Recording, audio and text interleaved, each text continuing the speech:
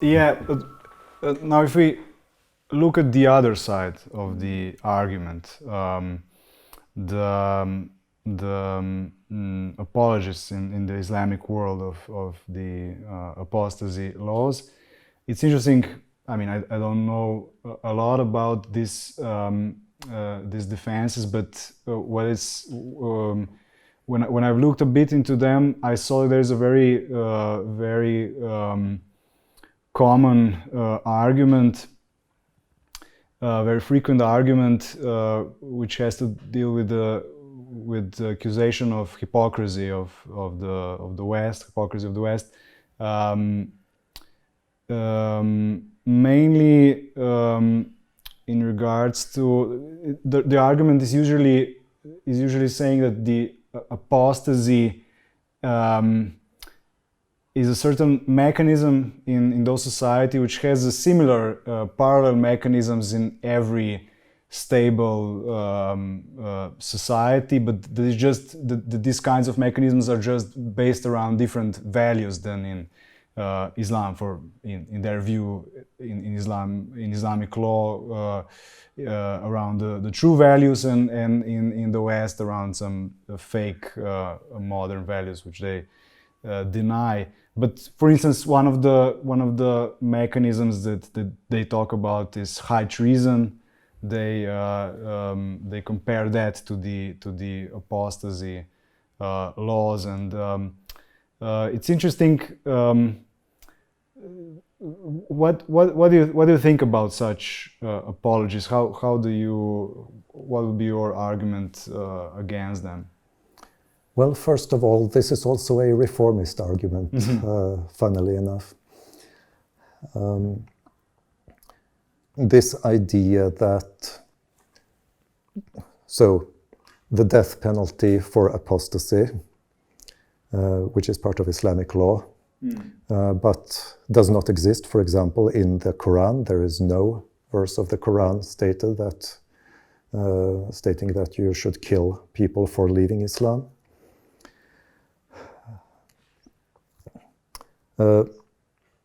This has indeed been compared to high treason in the West, and the argument goes like this.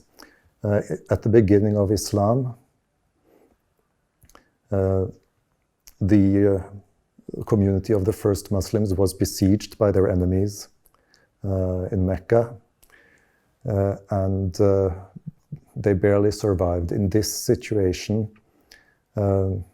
the polity and the religion was one, and to leave the religion of the Prophet was also to go against the community and to make war against it, to support the enemy.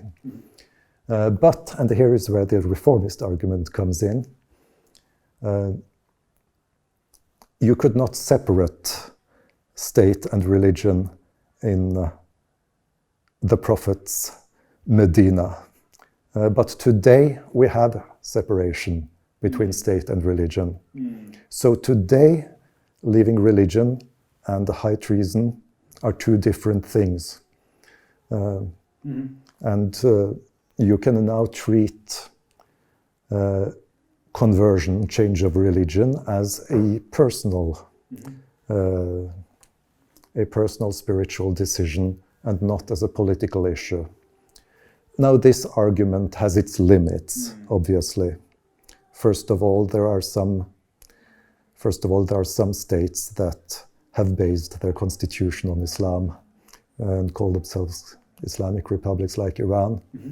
And these Islamist states do not support this separation of state and religion, obviously, so it's a harder argument to make there. You can argue for it as a kind of possible argument, but it's not how those states work. And also, this is quite a widespread argument, actually, and you find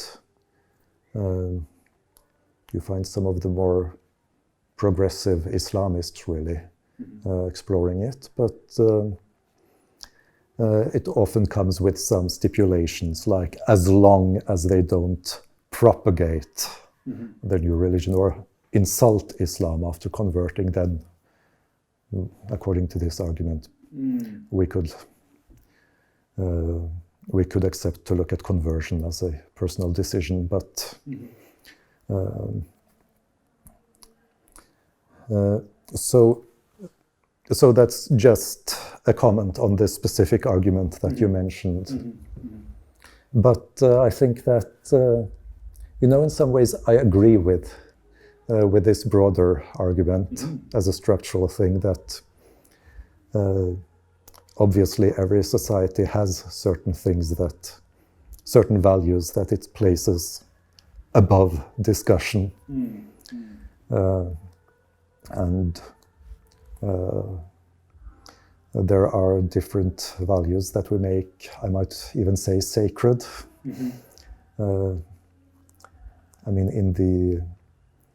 in the tradition of Durkheimian sociology of religion, the sacred is that which is protected by taboos, right? So anything our social norms say we cannot talk about, cannot offend, that is the sacred value in that society.